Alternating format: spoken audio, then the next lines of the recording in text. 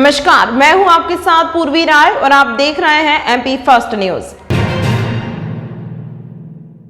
राज्यसभा सदस्य बनने के बाद पहली बार उज्जैन पहुंचे बाल योगी संतों में उमेश नाथ महाराज का लोक शक्ति कार्यालय पर हुआ भव्य स्वागत। कार्यकर्ताओं ने पटाखे फोड़े और महाराज को पुष्प गुच्छ भी भेंट किया। उज्जैन में आज संत उमेश नाथ महाराज राज्यसभा सदस्य का पत्र लेने के बाद पहली बार उज्जैन पहुंचे। यहाँ उन्होंने सबसे पहले बाबा महाकाल का दर्शन कर आशीर्वाद लिया, जिसके बाद वह लोक शक्ति कार्यालय पर पहुंचे, जहां उन्होंने हनुमान जी देवी देवताओं के मंदिर पर आशीर्वाद लेने के बाद कार्यकर्ताओं से मुलाकात की। बीजेपी कार्यालय पर पहुंचते ही कार्यकर्ताओं ने आतिशबाजी के साथ पुष्पगुच्छ भेंट कर राज्यसभा सदस्य संत उमेश नाथ महाराज का भव्य स्वागत किया। आपको बता दें कि आज मध्य प्रदेश के मुख्यमंत्री डॉक्टर मोहन यादव भी महाराज का स्वागत करने के लिए उज्जैन पहुंच रहे हैं। मीडिया की चर्चा में महाराज ने बताया कि उन्होंने बाबा महाकाल से आशीर्वाद लेकर कामना की है कि उन्हें जो जिम्मेदारी मिली है उसका वह कर्तव्य और निष्ठा के साथ निर्वहन कर सकें। साथ ही उन्होंने साधु संतों के लिए भी कई महत्वपूर्ण काम करने की बात कही है। श्री रामचंद्र भगवान की, महर्षि वाल्मीकि भगवान की, सनातन धर्म की। समस्त भक्तों को मेरे यहाँ पहुँचने पर बहुत प्रसन्नता है और मैं समझता हूँ कि अवंतिका का कण कण प्रसन्न है। मैं अभी भगवान को प्रणाम करके आया हूँ, महाकाल भगवान को, और महाकाल भगवान के समस्त पुरोहित बहुत प्रसन्न हैं और उनके परिवार के सदस्यों के साथ भी गया मैं, वो भी प्रसन्न हैं। वहाँ के महंत श्री जी प्रसन्न हैं और हमारे यहाँ जितने भी जो कार्यकर्ता हैं इनका मन भी प्रसन्न है। आज मैं तो संत हूँ लेकिन राज्यसभा का सदस्य बनने के बाद यहाँ पहुँचा हूँ, तो आज समस्त नगरवासियों को भी मैं ये कहना चाहूँगा कि ये केवल और केवल बाल योगी उमेश नाथ जी को ये सम्मान प्राप्त नहीं हुआ, ये सबसे पहले भगवान महाकाल को, गुरु महाराज को और समस्त शहरवासियों को ये सम्मान प्राप्त हुआ है। और मैं आप सब लोगों को यही कहूँगा कि आप और हम सब मिल करके इस बहुत महत्वपूर्ण जो पद है राज्यसभा का, इसको सबको निभाने में भगवान महाकाल से प्रार्थना करते रहेंगे और आगे की ओर बढ़ते रहेंगे।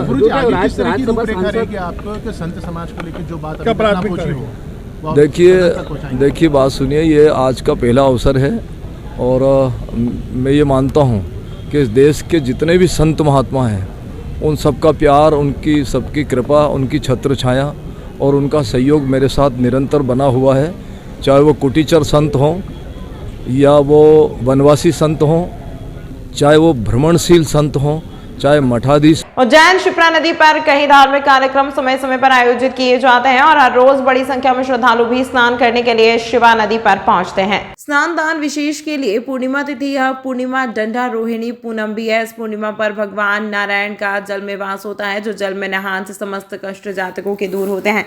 ज्योतिषाचार्य पंडित श्याम गुरु ने जानकारी देते हुए बताया कि भविष्य पुराण के अनुसार देखें तो पूर्णिमा के दिन किसी तीर्थ स्थान पर जाकर स्नान करने से सारे पाप मिट जाते हैं आदि। और यदि कोई तीर्थ स्थल पर नहीं जा सकता तो उसे घर में ही नहाने के पानी में तीर्थ के जल की कुछ बूंदें मिला सकते हैं। पूर्णिमा के दिन पितरों का तर्पण जल दान करना भी बेहद शुभ माना जाता है। माघ पूर्णिमा 23 फरवरी 2024 को दोपहर 3:33 से शुरू होकर 24 फरवरी 2024 को शाम 5:59 तक रहेगी। चूंकि पूर्णिमा पर चंद्रमा को आरती देने का विधान है और 24 फरवरी को चंद्रोदय से पहले ही पूर्णिमा तिथि खत्म हो रही है, ऐसे में 23 फरवरी को माघ पूर्णिमा पर चंद्रमा की पूजा मान्य होगी। इस दिन चंद्रोदय शाम 6:12 पर होगा। आगामी 24 तारीख को डांडा रोपनी पूनम है। इस पूनम तिथि महापर्व के अंतर्गत व्रत जप तप का अत्यधिक महत्व रहता है। इस समय भगवान नारायण जल में वास करते हैं और जल में स्नान अगर कोई जातक इस दिन करता है तो उसे यज्ञ के समान पुण्य की प्राप्ति मिलती है। आगामी 23 तारीख से शाम को 3:30 बजे से तिथि लगेगी पूर्णिमा, जो 24 तारीख की शाम को 6:10 तक रहेगी। इस तिथि पर किया गया दान अक्षम्य रहता है और अनंत पुण्य देने वाला होता है। अत्यंत पुण्यशाली ये तिथि मानी गई है। इसके बाद से डांडा रोपनी पूनम के बाद से शुभ कार्यों में थोड़ा सा स्थिरता आती है।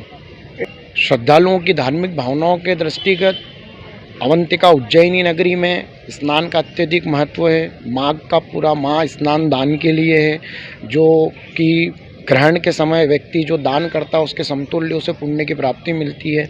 और कल वाली जो तिथि है ये विशेष तिथि है जिसमें भगवान नारायण का सानिध्य, भगवान नारायण का आशीर्वाद भक्तों को, श्रद्धालुओं को प्राप्त होता है। आचार्य पंडित श्याम गुरु तीर्थ पुरोहित घोड़ीवाला फंडा, उज्जैन। चाइना डोर पर भले ही पुलिस प्रशासन ने बैन लगाए हो, लेकिन कुछ सामाजिक तत्वों द्वारा चोरी चुपके से चाइना डोर का उपयोग किया गया। यही कारण है कि आज मकर संक्रांति के 1 माह बाद चाइना डोर की चपेट में आने से बुजुर्ग घायल हो गए हैं, जिनको उपचार के लिए जिला अस्पताल में भर्ती कराया गया है। उज्जैन की गणेश कॉलोनी में रहने वाले बुजुर्ग अपने काम पर जा रहे थे, तभी रास्ते में उनकी बाइक चाइना डोर में उलझ गई, जिससे गिर गए और चाइना डोर से उनकी नाक व होंठ भी कट गए। घटना की जानकारी लगते ही आसपास के लोगों ने बुजुर्गों को उपचार के लिए जिला अस्पताल में भिजवाया। बुजुर्ग अतुल रहमान ने बताया कि चाइना डोर की चपेट में आने से यह हादसा हुआ है। फिलहाल अस्पताल चौकी पुलिस ने चाइना डोर का उपयोग करने के मामले में आज के खिलाफ शिकायत दर्ज की है। वहीं घायल का उपचार जिला अस्पताल में चल रहा है। घर से दरगाह पे जा रहा था ड्यूटी पे, तो वहाँ रास्ते में डोरें पड़ी थी, उससे मैं ये सब पड़ गया। गाड़ी से चल रहा था मैं, मेरी पीछे बेटी उसकी भी नाक पे कटी है। मालूम नहीं, हम तो गाड़ी पे थे वहाँ, चालू गाड़ी पे चल रहे थे हम तो। कहाँ पर लगी है आपको? ये टाँका है, मैंने होठ कट गया, वो लटक गया था। ये नाक पे है, कान पे है, कुछ हाथ में भी लगी है। उठा उठे करने, चाइना की डोर थी वो, चाइना डोर थी। और वहीं लोगों ने फिर मुझे अस्पताल लेके भर्ती कराया, ऑटो वालों ने। कौन चौराहे पर हुआ? ये हुआ टकिया कॉलोनी और गणेश कॉलोनी के बीच में। क्या नाम है आपका? अताउर रहमान। कहाँ पर रहते हैं? छोटी चौड़ी पे रहता हूँ मैं, मगर यहाँ पर क्या ऐसा मकान ले रखा है मैंने कॉलोनी में। रिपोर्ट लाके लेके ले गए कल, ये पुलिस वाले नीचे से आए थे। उज्जैन में आने वाला दिन महाकाल महालोक में यात्रियों की सुविधा के लिए टॉय ट्रेन चलाई जाएगी। कलेक्टर नीरज कुमार सिंह की अध्यक्षता में महाकाल महालोक स्थित कंट्रोल रूम में हुई मंदिर प्रबंध समिति की बैठक में समिति सदस्य ने इसका प्रस्ताव रखा। चर्चा में सदस्यों ने प्रस्ताव पर सहमति जताई। इसके बाद योजना का समुचित प्लान तैयार करने का निर्णय लिया। बैठक में अन्य महत्वपूर्ण विषयों पर चर्चा हुई। श्री महाकाल महालोक का क्षेत्रफल काफी बड़ा है। वर्तमान में वृद्ध, दिव्यांग, महिला तथा बच्चों को महालोक का भ्रमण करने तथा दर्शन के लिए मानसरोवर फैसिलिटी सेंटर पहुंचने के लिए लंबा सफर तय करना पड़ता है। वर्तमान में मंदिर समिति यात्रियों की सुविधा के लिए ई कार्ड का संचालन करती है, लेकिन इनकी संख्या कम है। यात्रियों को पूर्ण रूप से इस सुविधा का लाभ नहीं मिल पाता है, इसलिए टॉय ट्रेन के संचालन का प्रस्ताव रखा गया है। इससे यात्री सुविधा से महालोक का भ्रमण तथा मानसरोवर फैसिलिटी सेंटर तक पहुंच सकते हैं। पूर्व में भी माननीय मुख्यमंत्री जी ने निर्देश दिए हैं कि जो श्रद्धालु आते हैं उनको पहली बात कम से कम चलना पड़े और छाँव में चलना पड़े और किसी प्रकार से भी समस्या ना हो।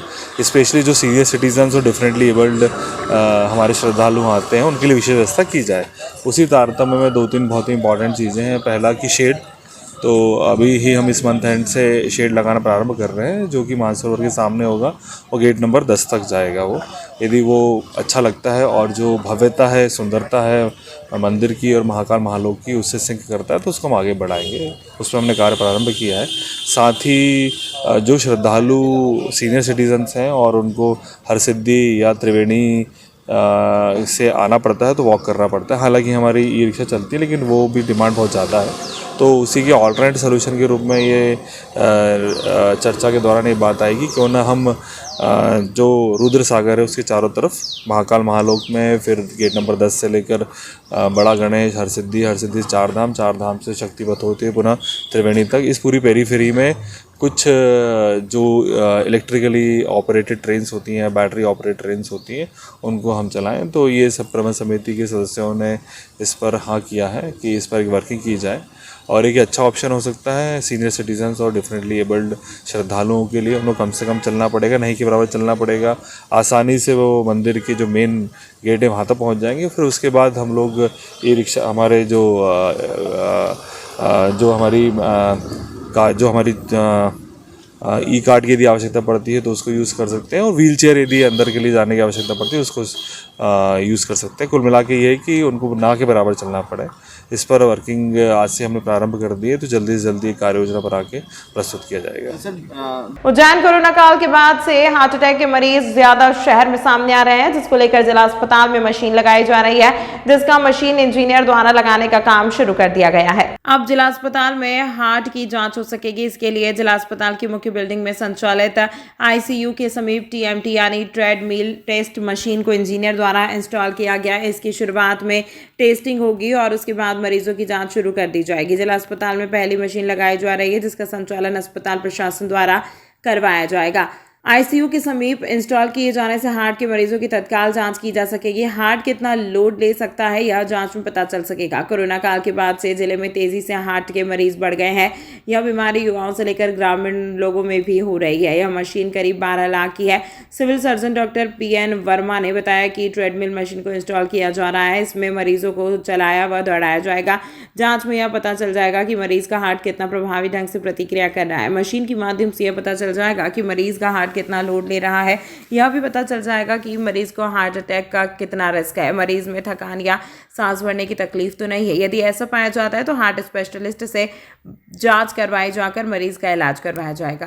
प्रदेश के उप मुख्यमंत्री जगदीश देवड़ा ने पत्नी रेणु के साथ भस्म आरती देखी। वहीं मशहूर कॉमेडियन भारती सिंह भी इस दौरान भाव विभोर नजर आए। विश्व प्रसिद्ध श्री महाकालेश्वर के दरबार में प्रतिदिन सुबह होने वाली भस्म आरती में आज 2 VIP पहुंचे, जिन्होंने बाबा महाकाल की भस्म आरती देखी और बाबा महाकाल के निराकार से साकार स्वरूप के दर्शन किए। श्री महाकालेश्वर प्रबंध समिति की जनसंपर्क अधिकारी श्रीमती गौरी जोशी ने बताया कि गुरुवार सुबह प्रदेश के उप मुख्यमंत्री जगदीश देवड़ा पत्नी रेणु देवड़ा के साथ बाबा महाकाल के दरबार में पहुंची हैं। उन्होंने नंदीहाल से बाबा महाकाल की भस्म आरती के दर्शन किए। इस दौरान बाबा महाकाल की भक्ति में लीन दिखाई दिए। भस्म आरती के दौरान भारती इतनी भाव विभोर हो गई कि उनकी आंखों से आंसू आते रहे। उप मुख्यमंत्री श्री देवड़ा और भारती ने भस्म आरती के बाद बाबा महाकाल के दर्शन किए और फिर मंदिर से रवाना हो गए। बाबा महाकाल की पूजा अर्चना कर भारती ने बताया कि मुझे कुछ मांगने का वक्त ही नहीं मिला। मैं सिर्फ भगवान को देखती रही और मेरी आंखों में से आंसू बहते रहे। मानो कोई अपने छोटे बच्चों को तैयार करता है, इस तरह उनको तैयार किया जा रहा है। मैं महाकाल से कामना करती हूँ कि भगवान ऐसे ही मुझे बुलाते रहें। मैं अपने परिवार के साथ फिर उज्जैन बाबा महाकाल के दर्शन करने आऊँगी। मुझे ऐसा लगा था कि मैं 6 साल पहले आई हूँ, लेकिन वो 12 साल पहले था। लेकिन तब भी आई थी, तब भी आंखों से आंसू नहीं रुके। बहुत चीजें थी मन में कि महाकाल से ये मांगूंगी, लेकिन जब उनको देखते हैं तो आप देखते ही रह जाते हैं कि मांगना तो आप भूल ही जाते हैं। और इतना ज्यादा अच्छा लगा क्योंकि हम लोग सब टीवी वाले, हम 15 मिनट एक जगह पे नहीं बैठ सकते, लेकिन आज 2 घंटे जो हमने श्रृंगार देखा है महाकाल जी का, हम धन्य हो गए। प्लीज आप हिंदुस्तानी जितने भी भारत के लोग हैं, मैं कहूंगी कि हमारे यहाँ पे बहुत बहुत शक्तियां हैं। आप आइए, दर्शन कीजिए। जय श्री महाकाल। जय श्री महाकाल। मैं 12 साल पहले आई थी और अब आई हूँ तो मुझे ऐसे लग रहा है कि मैं उस जगह आई ही नहीं हूँ, कि कोई और स्वर्ग बन गया। इतना अच्छा इन सालों में जो काम हुआ है, जिन्होंने भी किया है, क्योंकि मैं इतनी वो नॉलेज वाली हूँ नहीं कि किन्होंने किया, बट जिन्होंने किया है उनको महाकाल बहुत ब्लेस्ड करेंगे। और यहाँ की जो कमेटी है जिसमें लोग हैं इतने प्यारे और इतने अच्छे लोग, हमें तो लगा ही नहीं था कि इतने अच्छे से दर्शन होंगे, बट ये सब लोग बहुत अच्छे हैं। जय महाकाल। जय श्री। तमाम महत्वपूर्ण खबरों के लिए देखते रहिए MP फर्स्ट न्यूज।